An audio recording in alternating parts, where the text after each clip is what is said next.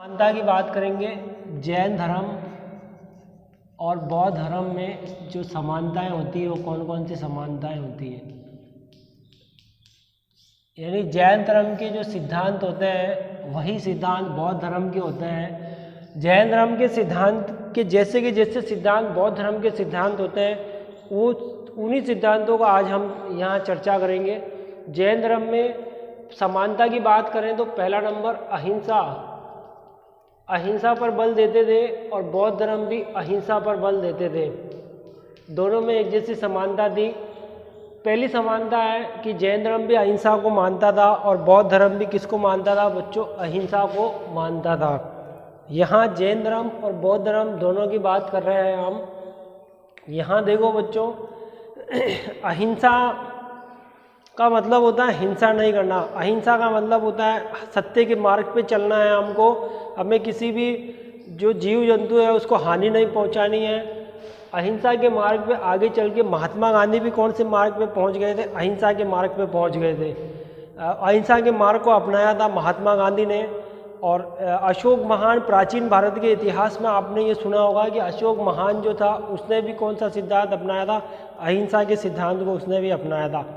तो यहाँ हम पहला नंबर अहिंसा का है। दूसरा नंबर बात करें तो सत्य के मार्ग पे चलते थे, ये भी सत्य के मार्ग पर चलते थे। तीसरा नंबर जैन धर्म कर्म और पुनर्जन्म में विश्वास करता था। किसमें? जैन धर्म कर्म और पुनर्जन्म में विश्वास करता था और बौद्ध धर्म भी कर्म और पुनर्जन्म में विश्वास करता था। दोनों की एक जैसी समानता है यहाँ पे। जैन धर्म सदाचार पर बल देता था, ये भी सदाचार पर बल देते थे। ये भी किस पे बल देते थे? बौद्ध धर्म भी सदाचार पे बल देता था। जैन धर्म में सदाचार के बाद अगर मैं बात करूं, जाति प्रथा का विरोध किया। जाति प्रथा का जैन धर्म के सिद्धांत में जो जैनियों ने, जो महावीर स्वामी और महावीर स्वामी के बाद इनके जो शिष्य आए थे उन्होंने जाति प्रथा का विरोध किया था, ऊंच नीच की भावना का विरोध किया था, समाज में जो सामाजिक कुरीतियाँ फैली हुई थी उनका विरोध किया था। उसी तरह बौद्ध धर्म ने भी समाज में फैली हुई सामाजिक कुरीतियों का विरोध किया था।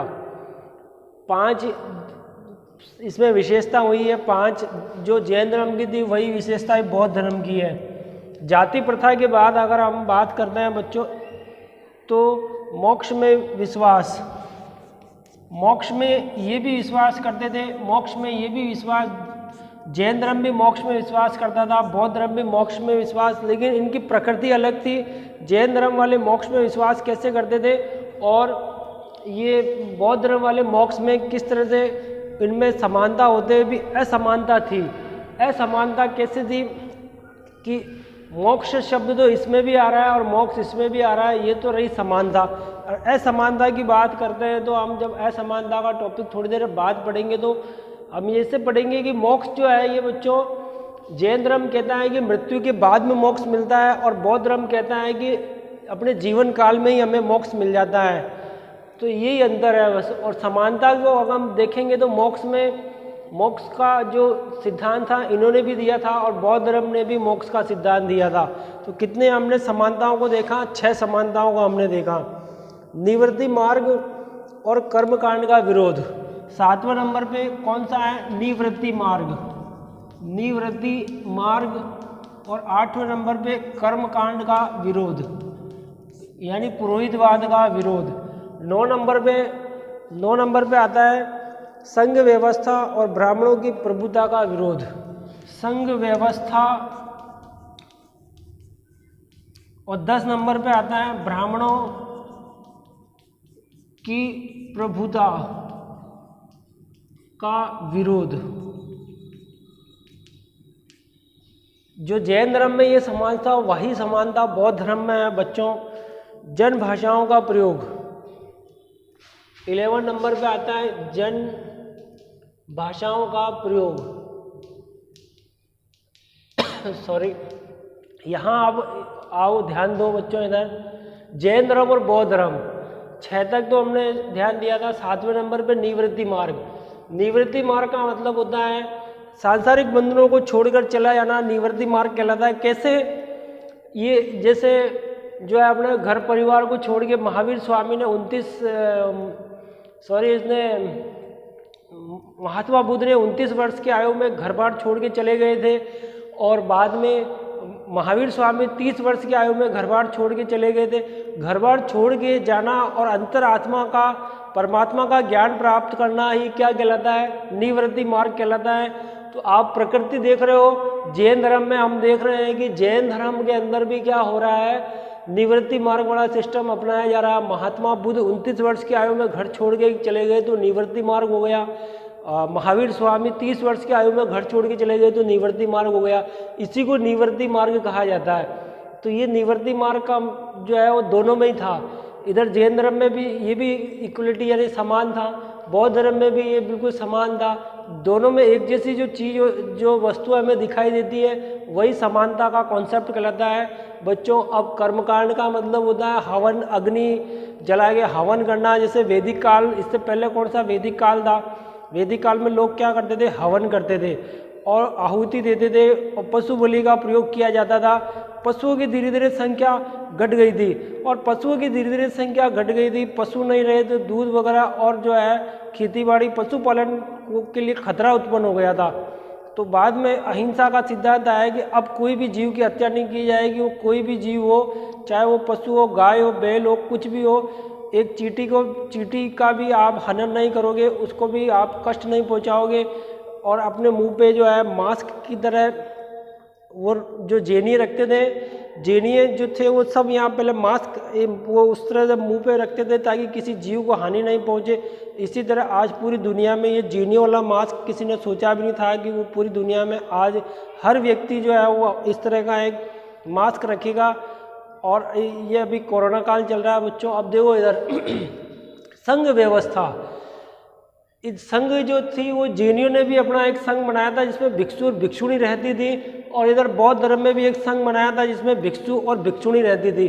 संघ व्यवस्था के बाद में ब्राह्मणों की प्रभुता। इससे पहले हमने जो वैदिक धर्म हमने पढ़ा था, जिसमें वैदिक धर्म में आपने पढ़ा बच्चों की ब्राह्मण होते थे वो हवन करना और हवन करवाना, अध्ययन करवाना और जो है बड़े बड़े 24 घंटे के हवन होते थे। पशु बलि का प्रयोग होता था, सविदा आहुति दी जाती थी, प्रकृति के देवताओं का नाम लिया जाता था, अग्नि देवता, मेधा देवता, इंद्र देवता, कई देवताओं के रुद्र देवता नाम लेके और फिर उसमें आहुति डाली जाती थी। पशु बलि, पशुओं को काट के उसकी आहुति दी जाती थी। तो ये सब जो क्या कहलाता है, ब्राह्मणों की एक सर्वोच्चता थी। प्रभुता का मतलब क्या होता है? सर्वोच्चता है, बल देना होता है। अपने आप को समाज के अंदर श्रेष्ठता जो थी वो किसकी थी? वो ब्राह्मणों की श्रेष्ठता थी। इसी ब्राह्मणों की श्रेष्ठता पर आघात किया था जैन धर्म, बौद्ध धर्म ने और कहा कि अब ब्राह्मणों की नहीं चलेगी, अब तो सीधा आत्मा का ज्ञान जो है वो किससे? मानव के भीतर ही मनुष्य को जाना पड़ेगा, मन के भीतर जाकर परमात्मा से यानी आत्मा से मिलना पड़ेगा। और यही विचारधारा जैन धर्म और बौद्ध धर्म ने प्रकट की थी। यानी ब्राह्मणों को चुनौती दी थी कि अब किसी भी जीव की कोई हत्या नहीं की जाएगी, अब हमें अहिंसा के सिद्धांत पर चलना पड़ेगा। अब ब्राह्मणों की प्रभुता का विरोध हुआ। लैंग्वेज में देखो, इधर महावीर स्वामी ने जन भाषा में ही उपदेश दिए थे, यानी प्राकृत भाषा का प्रयोग किया था। जहाँ जहाँ वो अपनी लैंग्वेज बोली थी, वो अपनी जन भाषा का मतलब होता है बिहार में बिहारी बोली जाती है, मारवाड़ में मारवाड़ी बोली जाती है, अजमेर में जैसे कोई भी शब्द हिंदी शुद्ध हिंदी बोली जाती है, जयपुर में काई छः लगा के काई छः बोला जाता है, काई कर रहे हो छः बच्चा। तो ये जो जहाँ जैसी लैंग्वेज थी वहाँ जाके वैसे ही प्रवचन दिए थे। किसने? महावीर स्वामी ने। जन भाषा का प्रयोग किया गया, इसलिए जैन धर्म फेमस हो गया। आज भी हमको जैन धर्म ही सब जगह दिखाई देता है, बौद्ध ही तो हमको बहुत कम दिखाई देते हैं। नेपाल जाना पड़ेगा बौद्धियों को देखने के लिए। जैनियों को आप देखो, समाज के अंदर जगह जगह हमको जैनियों के निवास स्थान मिलेंगे, जैनियों के परिवार मिलेंगे, जैनियों के संत आज भी जो है मार्ग पर हमें दिखते हुए नजर आते हैं। जैनियों के संदेश हमें सुनाई देते हैं। जो जैनियों जो मुंह पे जो मास्क लगाते थे, आज पूरी दुनिया मास्क लगा रही है बच्चों। ये जो जैनियों का चमत्कार नहीं है तो और क्या है? ध्यान दो, इधर ब्राह्मणों की प्रभुता का विरोध हुआ था, जन भाषाओं का प्रयोग हुआ था, ये तो क्या चीज़, जैन धर्म और बौद्ध धर्म में समानताएं होती थी बच्चों, क्या होती थी, समानताएं होती थी। अब हम जैन धर्म और बौद्ध धर्म की असमानता पर चर्चा करेंगे। असमानता पर चर्चा करने से पहले मैं इसको एक बार मिटा दूँ, आप इसको जो है आप नोट कर सकते हो।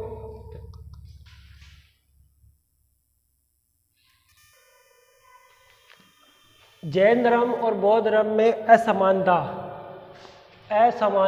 ये तो हो गया आपका जैन धर्म, और ये यहाँ हो गया आपके बौद्ध धर्म।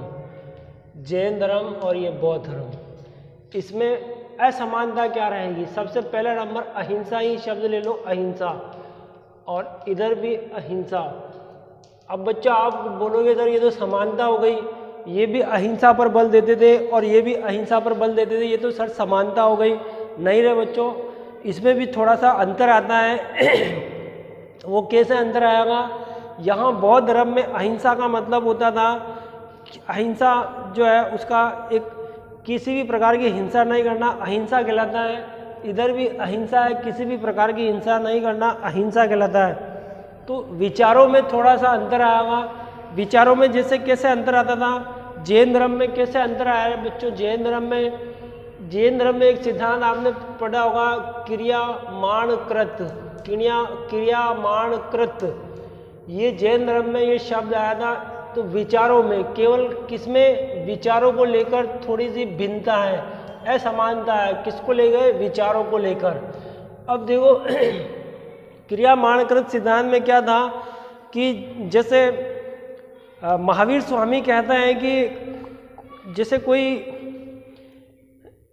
एक विद्यार्थी है और वो अपने मार्ग पे जा रहा है, मार्केट में जा रहा है, और रास्ते में जाते जाते उसके मन में जो है किसी दुकान, एक मिठाई की दुकान थी, मिठाई की दुकान पे गुलाब जामुन पड़े हुए थे। गुलाब जामुन की तरफ उसने देखा और देखते उसके मुंह में पानी आ गया।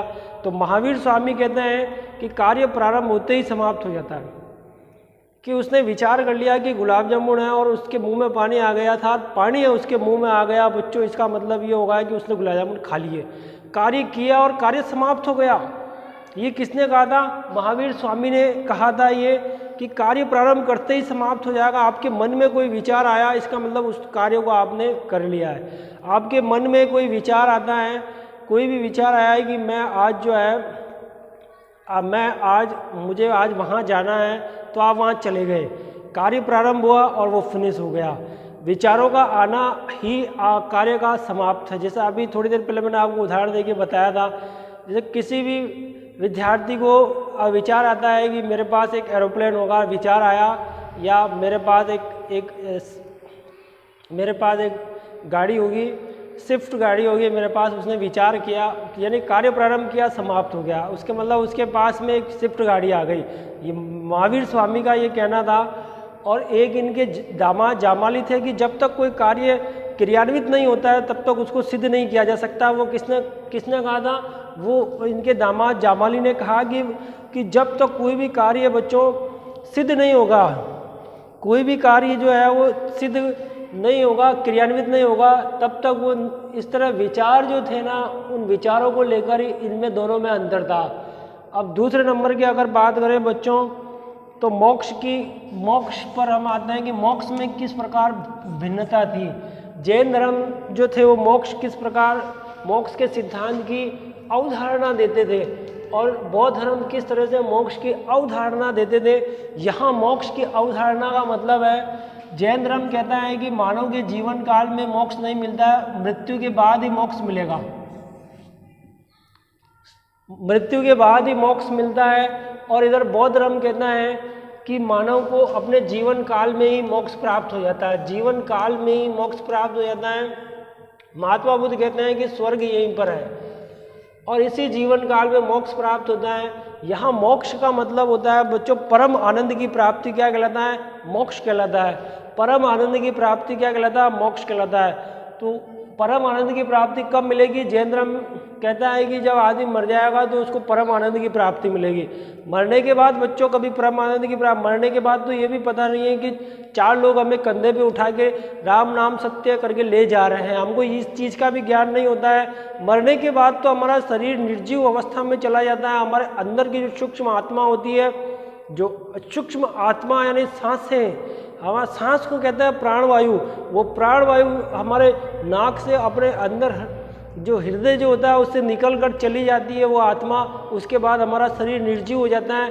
तो वो जो निकल के चला गया वही परमात्मा होता है।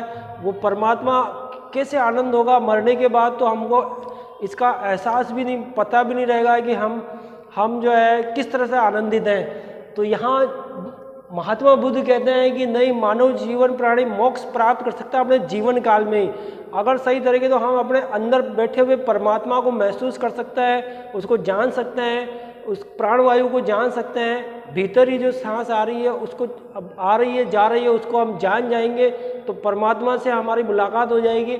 ये कौन कह रहे हैं? महात्मा बुद्ध कह रहे हैं परमात्मा को जानना हमारे हाथ में होता है, यहीं पर स्वर्ग है, इसी लोक में स्वर्ग है। तो ये मोक्ष, और इस तरह से मोक्ष में क्या हुआ, अंतर हुआ था, असमानता हो गई थी बच्चों।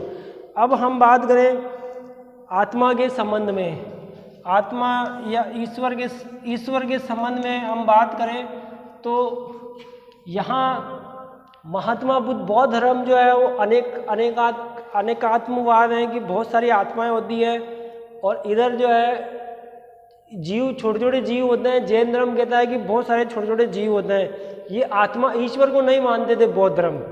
बौद्ध धर्म कहता है कि ईश्वर जो है वो सृष्टि का निर्माण करता हो ही नहीं सकता है, ईश्वर को मानता ही नहीं है। कौन? महात्मा बौद्ध धर्म नहीं मानता है कि कभी किसी मनुष्य को, जो इन्होंने महात्मा बुद्ध ने कहा कि पूरा संसार दुख में ही है। सबसे पहला दुख में ही, और दुख निरोध गामिनी प्रतिपदा, 4 आर्य सत्य दिए थे कि पूरा संसार जब दुख में ही है, उन दुखों का अंत ईश्वर धरती पर आकर किसी के दुख को समाप्त नहीं कर सकते हैं।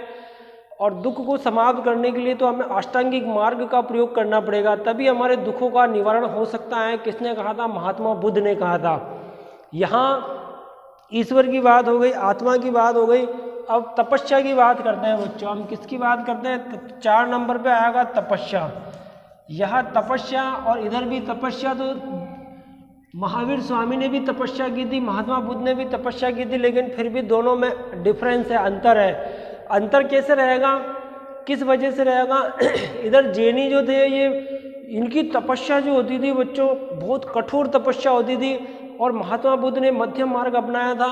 जैनी कहते हैं कि एक समय भोजन करना चाहिए, फल फ्रूट खा के ही अपना जिंदगी को गुजारा करना चाहिए।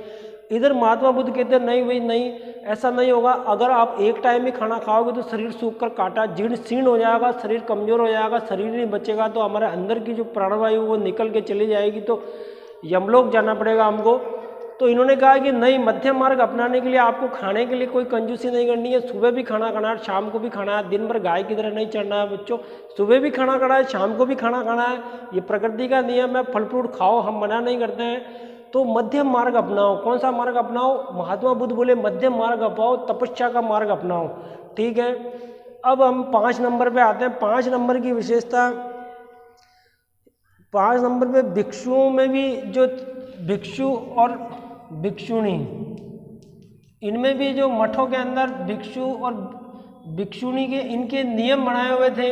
जैन धर्म के नियम अलग थे, और बौद्ध धर्म में जो बनाए गए वो नियम अलग थे कि यहाँ भिक्षु और भिक्षुणियों का जो प्रवेश था उस पर कौन कौन से इनको नियमों का पालन करना पड़ता था।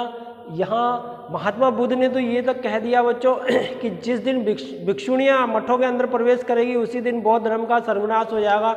और यही हुआ कि जब भिक्षुणियों ने इसमें प्रवेश करना शुरू कर दिया भिक्षुओं के साथ, भिक्षुओं के मठों में जब भिक्षु रहते थे और मठों में भिक्षुणियाँ भी आने लग गई थी, तब ये बौद्ध धर्म धीरे धीरे अपने जो है उस पर अंतकाल पे पहुंच गया था।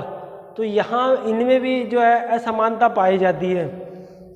अब लैंग्वेज संबंधी विचार, उसमें भी जो है यहाँ भी जो लैंग्वेज है और यहाँ की जो लैंग्वेज है उनमें भी अंतर था। जहाँ जैन धर्म के जो जहाँ भी प्रचार करने के लिए जाते थे, कहाँ बच्चों, जहाँ भी ये प्रचार करने के लिए जाते थे वो जन भाषा का, प्राकृत भाषा का प्रयोग करते थे। यहाँ बौद्ध धर्म जो थी वो पाली भाषा का प्रयोग किया था। दोनों की लैंग्वेज में भी डिफरेंस है। समानता कैसे है, यहाँ भी लैंग्वेज का प्रयोग किया गया था, यहाँ भी लैंग्वेज का प्रयोग, वो तो हो गई इसकी समानता। जो समानता का उल्टा ही क्या होता है, असमानता होता है बच्चों। आशा का उल्टा क्या होता है, निराशा होता है। दुख का उल्टा क्या होता है, सुख होता है। अपमान का क्या होता है, सम्मान होता है। ऐसे ही इनके जीवन में भी, इनके सिद्धांतों में भी ऐसा ही एक नियम बना हुआ है। आप उसको अपने जीवन से जोड़ के, इतिहास को अपने जीवन से जोड़ देना ही इतिहास कहलाता है। इनके जीवन को और अपने जीवन को अगर एक साथ मिला दे तो हमें कुछ भी चीज़ें याद करने की जरूरत नहीं, ऑटोमेटिक क्वेश्चन का आंसर पर्सन नहीं बढ़ेगा, उससे पहले तो उत्तर बन जाएगा बच्चों।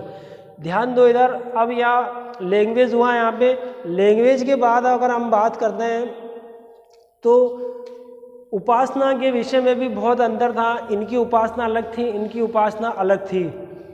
तो यहाँ हमने जैन धर्म और बौद्ध धर्म की समानता और असमानता पे बात की थी। अगर त्रिरत्न की बात करें तो जैन धर्म में त्रिरत्न अलग थे और बौद्ध धर्म में त्रिरत्न अलग थे। त्रिरत्न बुद्ध धम्म संघ था, इधर सम्यक दृष्टि, सम्यक ज्ञान, सम्यक चरित्र था। त्रिरत्न में भी अंदर, यहाँ 4 आर्य सत्य थे, तो जैन धर्म में 4 आर्य सत्य नहीं थे।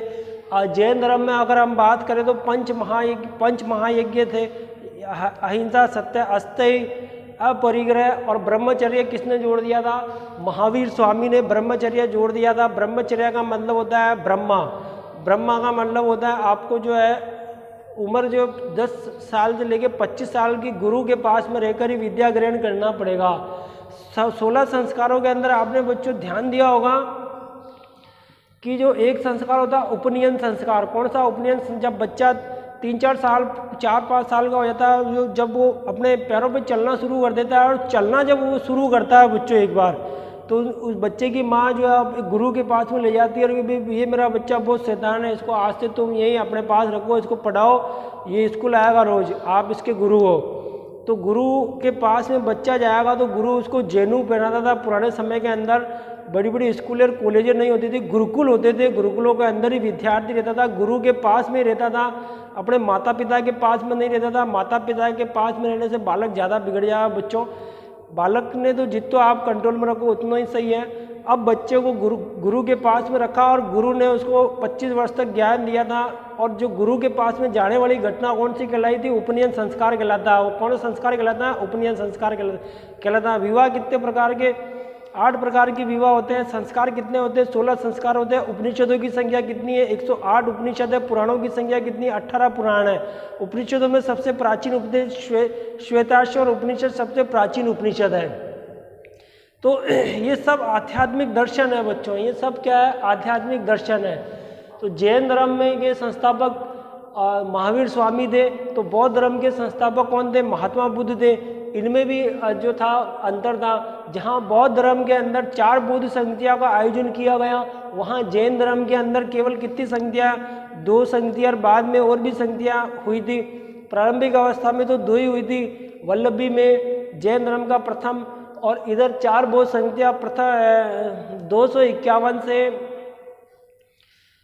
प्रथम शताब्दी ईसा पूर्व प्रथम बौद्ध संधि, दूसरी, तीसरी, चौथी और चौथी बौद्ध संधि प्रथम शताब्दी ईसा पूर्व में कनिष्क के कश्मीर के कुंडल वन में। चौथी बौद्ध संधि में हीनयान महायान अलग अलग आ गए थे। एक तो हीनयानी थे, एक महायानी थे। महायान तो जो महान थे वो उत्तर भारत में ऊपर निवास करते थे, और हीनयान जो थे वो दक्षिण भारत में निवास करते थे। महायान और हीनयान में भी अंतर था। हीनयान केवल प्रतीक चिन्हों को मानते थे, केवल प्रतीक चिन्हों को। महात्मा बुद्ध का जन्म हुआ कमल का फूल, और महात्मा बुद्ध जो है, ये जो महात्मा बुद्ध घोड़े पे सवार होके गए थे, ये जो उपदेश दिया तो धर्मचक्र प्रवर्तन, घोड़े पे कांथक उनका घोड़ा था। तो ये जो प्रतीक चिन्ह बने हुए थे, उन प्रतीक चिन्हों की पूजा करने वाले हीनयानी थे। और महात्मा बुद्ध की मूर्ति बनाकर पूजा कौन करता, महायानी करता था कनिष्क काल में, क्योंकि कनिष्क काल के अंदर गांधार शैली आ गई थी, मथुरा शैली आ गई थी। बताने के लिए बहुत ज्ञान पड़ा बच्चों, आपको पढ़ने की जरूरत है केवल। आज हमने 200 शब्दों में जैन धर्म को जाना था, बौद्ध धर्म को जाना था, और इनमें जो है क्या समानताएं होती है और क्या असमानताएं होती है, उन चीज़ों को जान लिया था। अब नेक्स्ट टॉपिक में हम आपसे फिर मिलेंगे। आज के लिए इतना ही काफ़ी है। सभी बच्चों को थैंक यू वेरी मच।